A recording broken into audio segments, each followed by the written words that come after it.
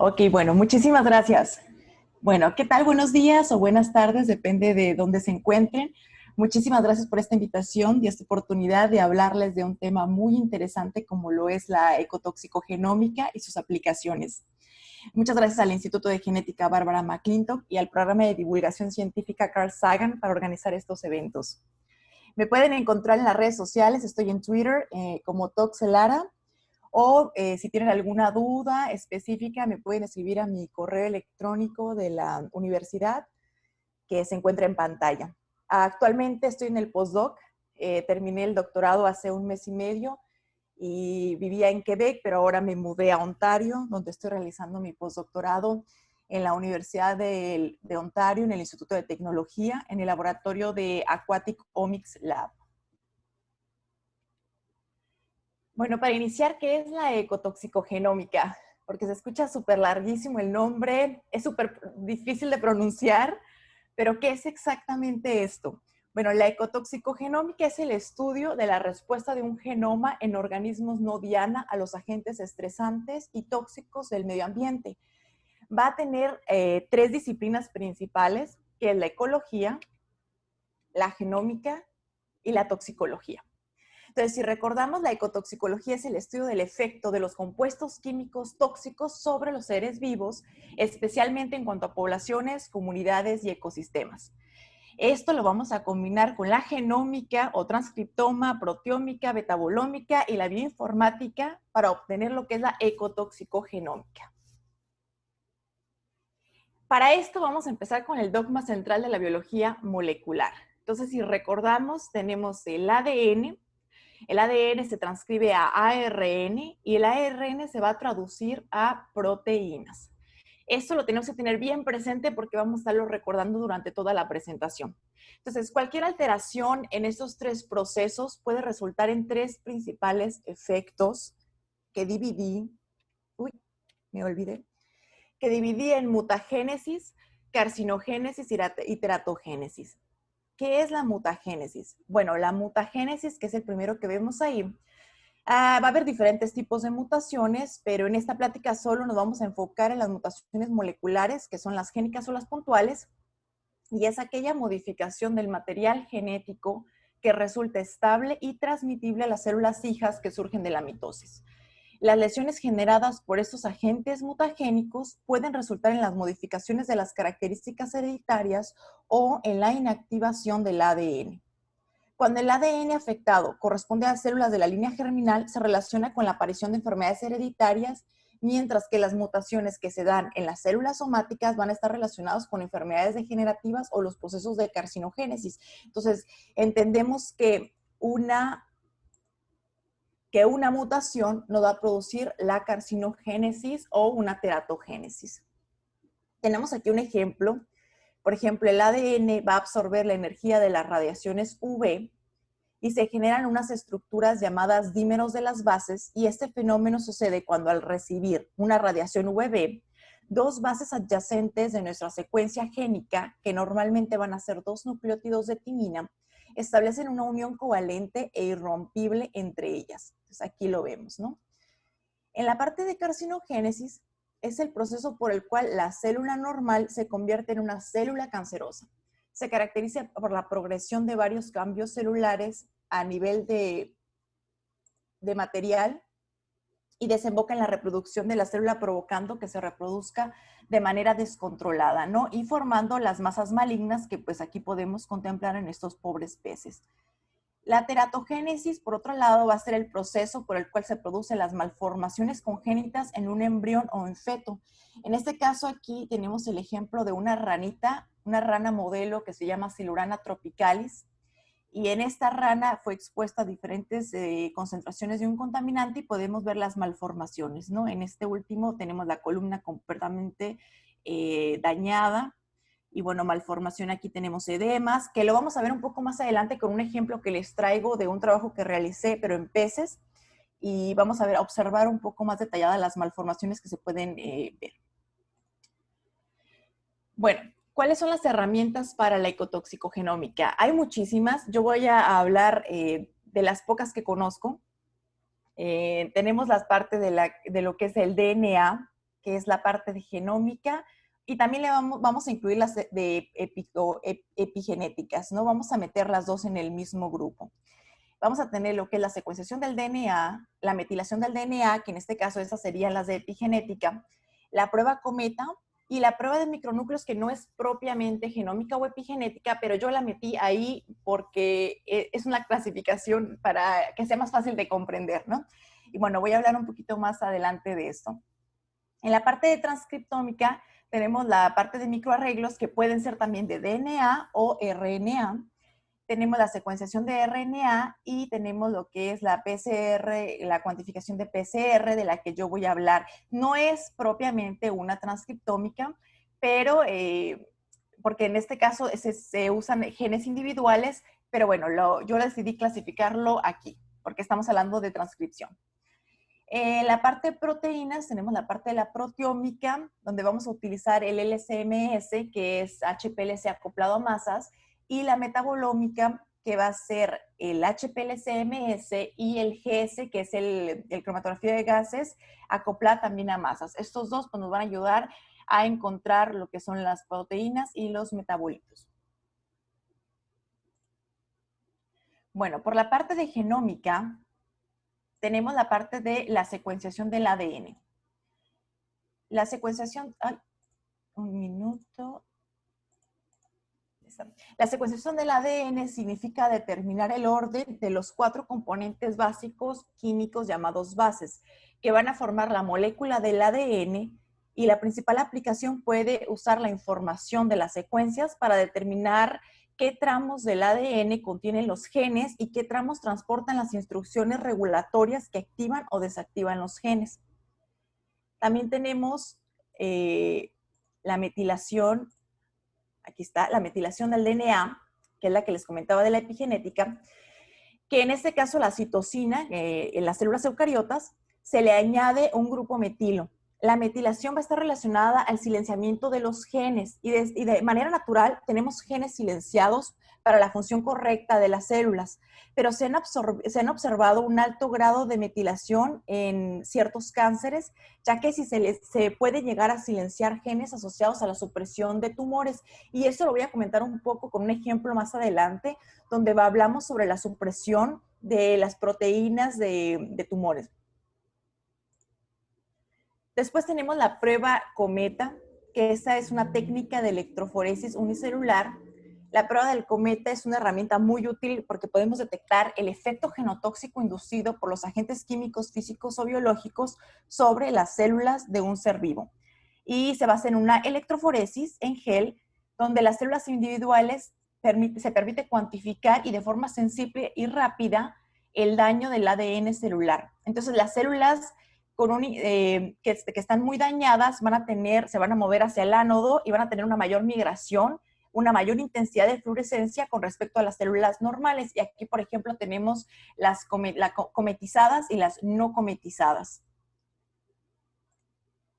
Y finalmente tenemos el ensayo de micronúcleos, que como les decía, no es propiamente del ADN, pero tiene como objeto determinar las sustancias que ocasionan lesiones citogenéticas, que van a dar a la formación de micronúcleos con fragmentos de cromosomas o cromosomas enteros que por un agente externo van a quedar fuera del núcleo durante el proceso de la mitosis. Entonces aquí tenemos, por ejemplo, esas son células epiteliales bucales y aquí tenemos un micronúcleo, ¿no? Entonces esa es una prueba muy rápida, muy sencilla y que te da bastante información. Bueno, ahora tenemos lo que es la parte de la transcriptoma. En el parte de la transcriptoma tenemos los microarreglos que, como ya comenté, puede ser de RNA o de DNA. No voy a hablar mucho de esto porque vi que tienen en YouTube, en la página del Instituto de Genética, tienen un video hablando sobre esto, que estaría muy interesante si quieren saber un poco más. Pero bueno, estudia los genes que se expresan diferencialmente en condiciones diversas. Por ejemplo, puedes comparar sanos, enfermos, mutantes o silvestres, y, por ejemplo, puedes meter organismos tratados y no con cero tratamiento, ¿no? Para comparar qué genes van a ser los que van a estar activos.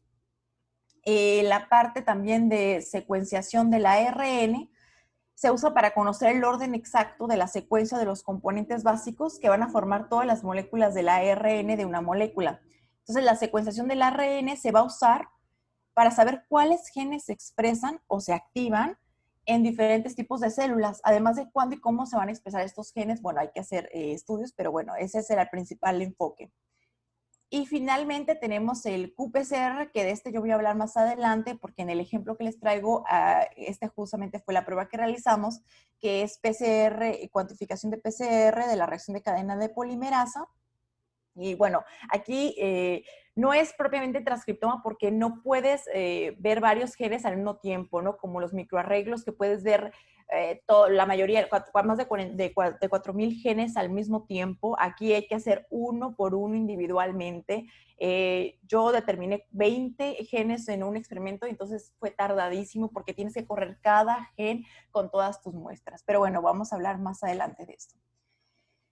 Una de las aplicaciones de la ecotoxicogenómica, bueno, es justamente el ejemplo que les traigo. Yo trabajé con lo que es hidrocarburos aromáticos policíclicos. Yo trabajé específicamente con petróleo, con derrames de petróleo. El doctorado lo hice en Canadá, en Quebec, y bueno, aquí Canadá es el tercer mayor productor de petróleo, ¿no? A nivel mundial, después de Arabia Saudita y Venezuela. Y entonces, por lo tanto, el petróleo es muy importante, ¿no? Y no sé si han visto que últimamente ha habido bastantes protestas porque se quieren ampliar los oleoductos que conectan a Norteamérica. O sea, Canadá y Estados Unidos están conectados por oleoductos donde se transporta el petróleo. Se transporta petróleo crudo y se transporta un petróleo que le llaman dilbit, que es petróleo diluido. Ha habido bastantes derrames de petróleo. Hay uno muy conocido que se llama el derrame de Kalamazoo, que hasta la fecha no se ha podido recuperar este río, ¿no? Quedó completamente destruido y bueno, se habló de las regulaciones en Estados Unidos y Canadá sobre las regulaciones del peligro del transporte del bitumen diluido, ¿no? Que no es propiamente petróleo normal. Bueno, entonces yo les voy a hablar sobre este ejemplo con el que estuve trabajando. Entonces, los hidrocarburos aromáticos policíclicos los podemos dividir en los antropogénicos y los de origen natural, porque también hay de origen natural.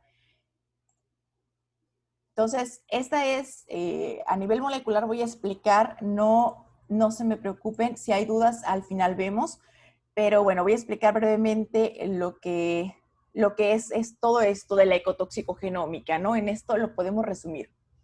Aquí, por ejemplo, vemos un fenantreno. Entonces tenemos que los policíclicos aromáticos, los hidrocarburos policíclicos aromáticos van a entrar por difusión pasiva a la célula. En el citoplasma se van a unir al receptor de hidrocarburos arilo, aquí está el AHR, y este complejo entra al núcleo y se va a asociar al translocador nuclear, que es el aril hydrocarbon receptor translocador, que es el ARNT.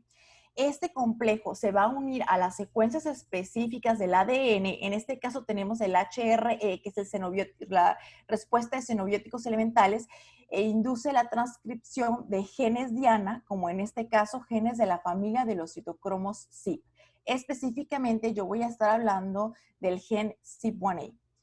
Entonces, aquí tenemos, se une aquí al dominio específico, manda la señal para empezar a producir empezamos aquí, es el mRNA mensajero, manda la señal para la producción de la síntesis de proteínas, ¿no? En el ribosoma.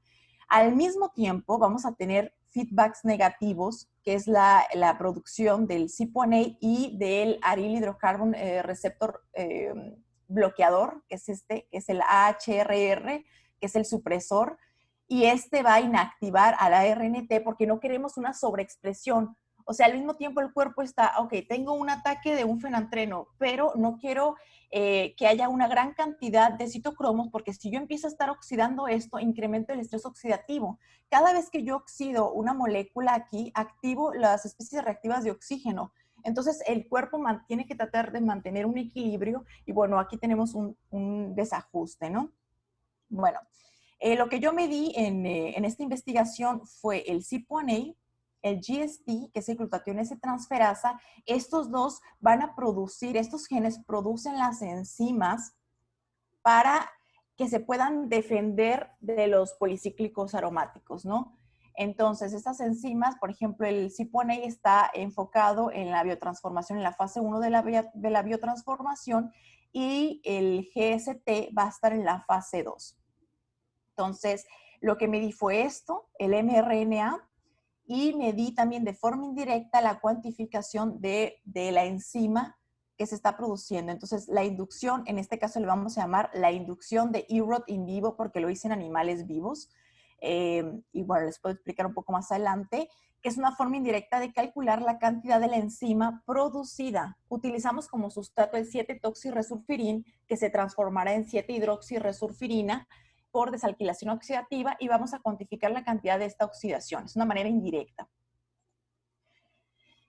Aquí tenemos un ejemplo, por ejemplo, en el caso del benzopireno, cuando es metabolizado por el citocromo. Bueno, aquí se transforma, sale un epóxido. Este epóxido llega a una enzima que sea epoxihidroxilasa, hidrolasa, forma los OHs, después vuelve a haber otra biotransformación con el citocromo, y de esta molécula, que es el BPDE, es posible entrar al núcleo, entra al núcleo y se ancla con la guanina. A eso le vamos a llamar aducciones del DNA. Entonces, como ahora se le pega al material genético esta molécula, ¿qué puede pasar? Hay dos opciones, que es la primera, es que el DNA se dé cuenta y empiece a tener incrementar la cantidad de P53. El P53 es una proteína, que es la que les comentaba antes, es la supresora de tumores. Entonces, resulta esencial para inducir la respuesta de la célula ante el daño del ADN, deteniendo el ciclo celular en caso de una mutación. Entonces, el gen P53 es un gen supresor tumoral que desempeña un papel sumamente importante en la apoptosis y el control del ciclo celular. Se sabe que un P53 defectuoso podría permitir que las células anormales proliferen, dando como resultado cáncer. Alrededor de un 50% de todos los tumores humanos contienen mutaciones del P53. Entonces, empieza a haber una activación, hay una sobreregulación, y manda a la célula apoptosis, prefiere suicidarse. Ok, hay mucho daño, mejor me mato, ¿no?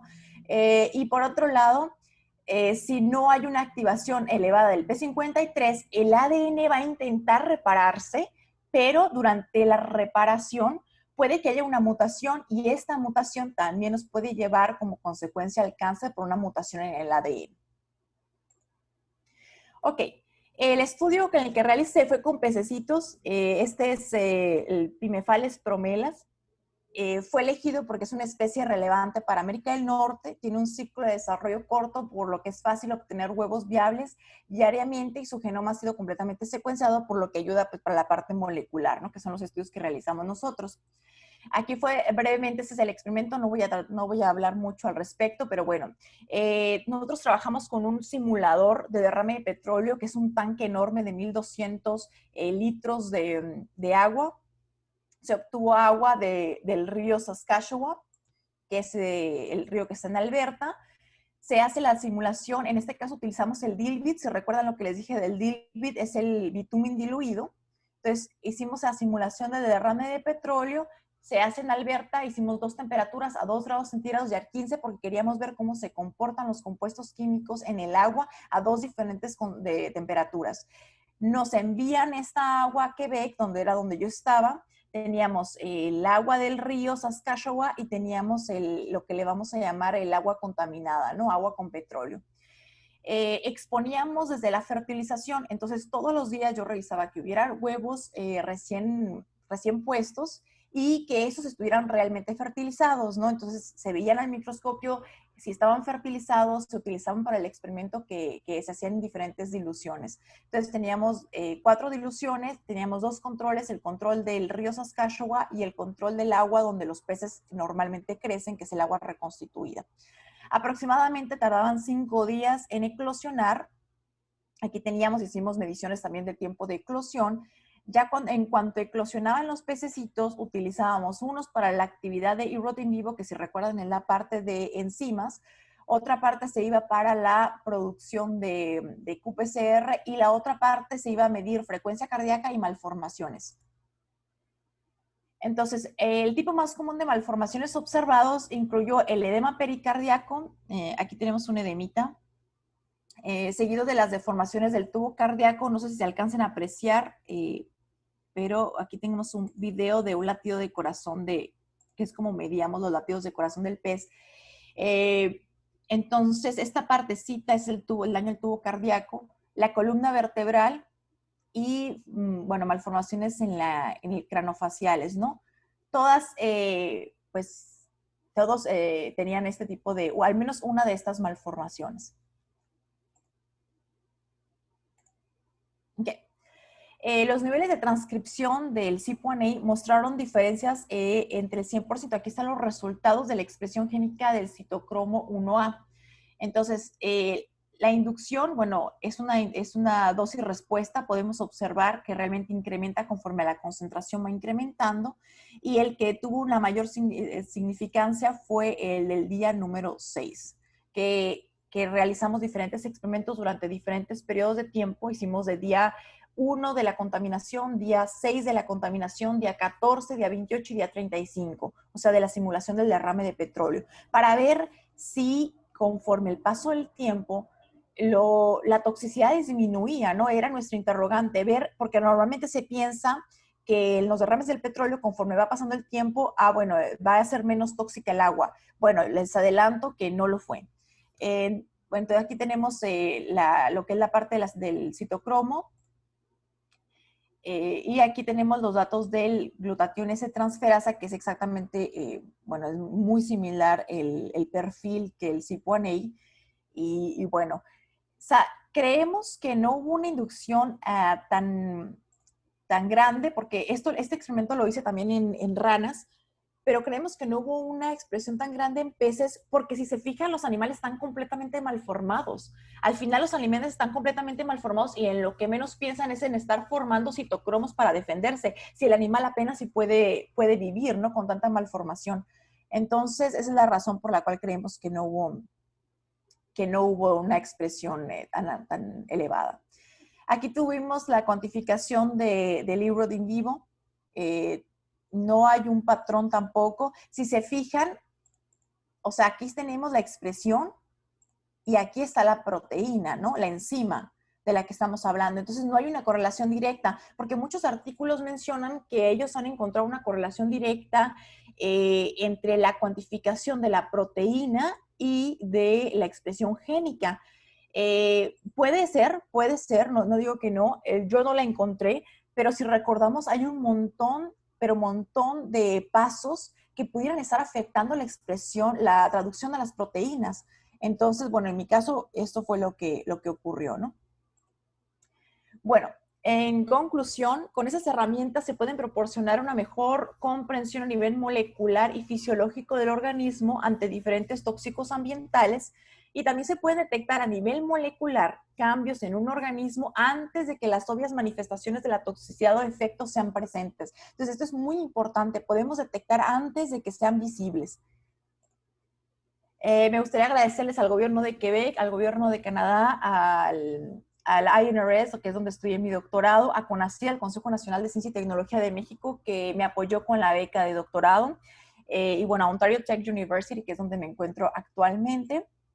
Y bueno, en la actualidad ahora estoy trabajando con la parte de proteómica y metabolómica. Actualmente me encuentro trabajando en lo que es la proteómica del virus SARS-CoV-2, que es el COVID, bajo la dirección de la doctora Denina Simons en el laboratorio de Aquatic Omics Lab. Y bueno, esto es prácticamente un área nueva que se llama epidemiología basada en las aguas residuales. Entonces podemos detectar en aguas residuales presencia de diferentes metabolitos, por ejemplo, que podemos asociar a enfermedades. Podemos detectar ahora COVID, que es lo que últimamente se está haciendo, ¿no? Detección, pero con RNA. Yo lo quiero hacer con proteómica. Y bueno, esa es una de las nuevas áreas que que estamos explorando. Bueno, muchísimas gracias. Eso es todo por mi parte. Estoy lista para sus preguntas, dudas. Ok, muchas gracias, Linda, por tu presentación. No sé si es que alguno tenga alguna pregunta, puede utilizar el micrófono o si no, escribirle en el chat.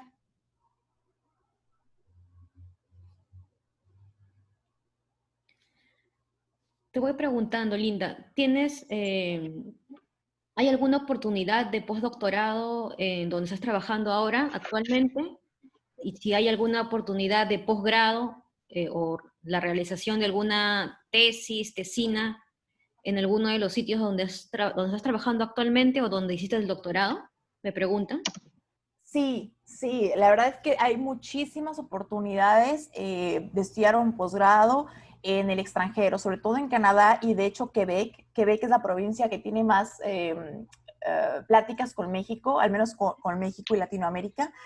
México y Colombia principalmente. Entonces, si ustedes están interesados en hacer un posgrado en Canadá, les recomiendo que revisen directamente las páginas de los investigadores. Ellos siempre van a sacar convocatorias y ustedes pueden aplicar directamente. O está la beca de CONACYT, que es la que yo tengo, que también pueden aplicar a becas del Consejo de Ciencia y Tecnología de México. Pero sí, hay muchas oportunidades, apliquen. ¿Esa beca de CONACYT es solamente para mexicanos? ¿O es Eh, es para mexicanos que quieren irse al extranjero, pero México también da becas a extranjeros que quieren hacer el doctorado en México. genial? Ruby, ¿tienes alguna pregunta? Sí, buenos días y felicidades por la ponencia, muy interesante el tema. Quería preguntar acerca de la técnica de cometa. Bueno, contarles brevemente que también trabajé con esa técnica y con micronúcleos. Y no sé, me quedé siempre con la espina clavada, por así decirlo. Tenía oportunidades en donde cometa me salía y luego lo volví a intentar y ya no salía. Yo quería preguntar si tiene la metodología y también con qué coloreó sus cometas. Yo utilicé nitrato de plata, tal vez fue la tinción la que no me favorecía. Bueno, básicamente quería preguntar eso. Gracias. Muy bien. Muchísimas gracias por tu pregunta. Mira, la prueba con la que yo he trabajado más, que la que te pudiera ayudar más y que tengo un protocolo, el protocolo lo tengo diseñado para humanos y para peces porque es lo que estuve trabajando, es la prueba de micronúcleos. Y a mí me funcionó bastante bien. Obviamente estas técnicas van a ser muy generales, ¿no? La prueba cometa es muy general y la prueba de micronúcleos también. Creo que lo más importante es, en la parte de micronúcleos es la tinción, el lavado, el enjuague y la tinción y obviamente la observación, porque no es fácil estar observando después de horas, estar observando los micronúcleos. En la prueba cometa no he tenido mucha oportunidad de realizarla, apenas quiero hacer un montaje ahora de, no sé si te voy a tutear, discúlpame. No sé si has visto que hay ahorita unos artículos donde acoplan las dos técnicas. No sé si tú acoplaste las dos técnicas. Claro, claro, yo utilicé las dos técnicas. En micronúcleos, afortunadamente no tuve problemas, pero mi problema sí fue cometa. Con la, No, como le digo, no sé en qué parte del protocolo había ensayos donde me salía correctamente, nos lanzábamos y ahora, wow, no salía. Y bueno, no sé si el problema estaba en el procedimiento, porque siempre lo hacíamos igual como ya había salido, porque se estandarizó, pero luego tal vez pensé que mi problema era en la tinción. Yo utilicé nitrato de plata, usted tal vez que utilizó, ¿no? sí, sí, puede ser la tensión, que es donde más se encuentra el error, pero si quieres, no recuerdo en este momento, te paso mi protocolo y si te funciona, pues adelante. Ah, Genial, muchas gracias. yo lo hice en linfocitos. ¿En qué células lo estás haciendo? Claro, yo también lo hice en linfocitos, Ah, trabajé con ratones, ok. probando daño de tartracina y bueno, básicamente linfocitos, ¿no? Bueno, si quieres te paso el protocolo y vemos y comparamos y vemos dónde está la falla. A veces así pasa, ¿no? A mí no me salía las QPCR tampoco y bueno, así pasa.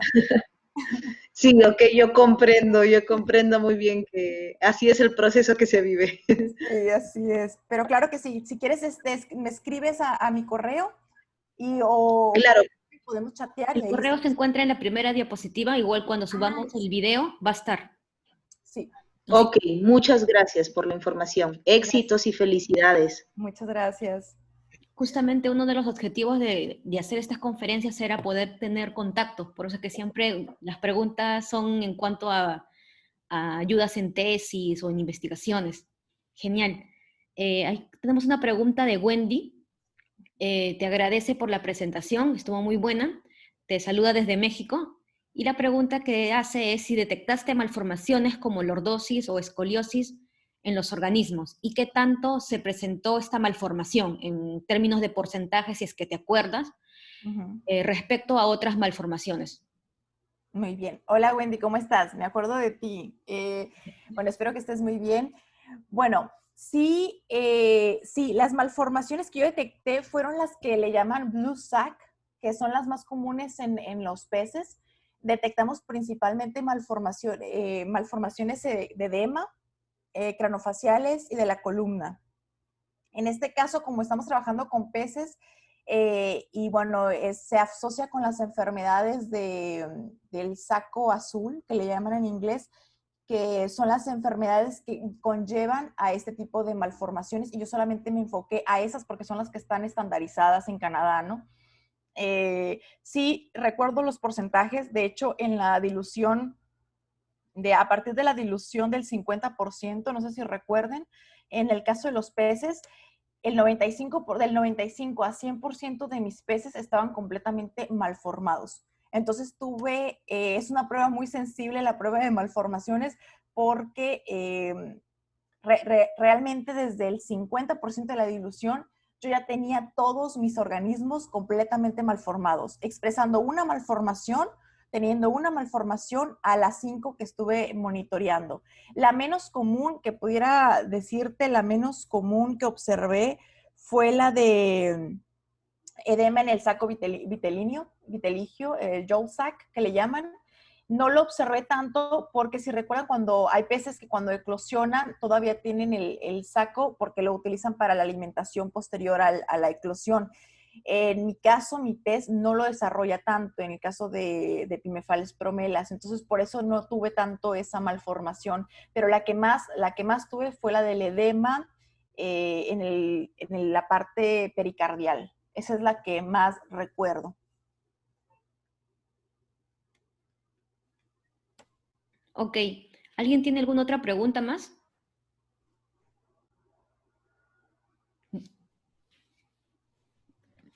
Wendy te felicita, muchos éxitos y muchas gracias. Muchas gracias, Wendy. Cuídate mucho. Bueno, ya que no hay más preguntas, damos por finalizado esta ponencia. Muchas gracias, Linda, por tu ponencia y muchas gracias a todos por participar. Será hasta la próxima. Hasta luego, chicos.